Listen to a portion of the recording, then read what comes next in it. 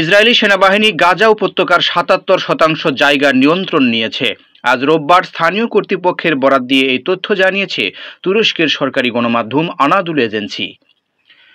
গাজার হামাস নিয়ন্ত্রিত সরকারের গণমাধ্যম কার্যালয় এক বিবৃতিতে জানিয়েছে, মাঠ পর্যায়ের তথ্য ও যাচাইকৃত বিশ্লেষণ ইঙ্গিত করছে যে দখলদার ইসরায়েলি বাহিনী এখন কার্যত গাজার মোট এলাকার প্রায় ৭৭% নিয়ন্ত্রণ করছে।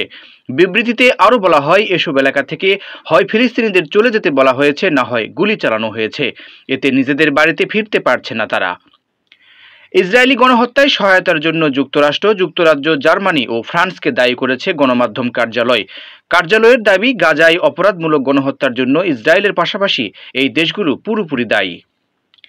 আল জাজিরার প্রতিবেদনে বলা হয়েছে, ইসরায়েলের প্রধানমন্ত্রী বেনিয়ামিন নেতানিয়াহু পুরো গাজা নিয়ন্ত্রণের যে পরিকল্পনার কথা বলেছিলেন তা বাস্তবায়নের দিকে এগুচ্ছে দেশটির সামরিক বাহিনী। বৃহস্পতিবার ইসরায়েল হাইয়ম সংবাদ মাধ্যম জানায়, সেনাবাহিনী আগামী ৩ মাসের মধ্যে বিস্তৃত সামরিক অভিযানের মাধ্যমে গাজার ৭০ থেকে ৭৫% ভূখণ্ডের পূর্ণ নিয়ন্ত্রণ হাতে নিতে চায় ইসরায়েল প্রধানমন্ত্রী বেনিয়ামিন নেতানিয়াহু হামাসকে পরাজিত করে গাজার পূর্ণ নিয়ন্ত্রণ নেওয়ার লক্ষ্যে সামরিক অভিযানের মাত্রা বাড়িয়েছেন। সম্প্রসারিত অভিযানের অংশ হিসেবে আক্রান্ত হয়েছে একটি স্কুল। এই হামলায় নিহতের সংখ্যা অন্তত ২৫ জন।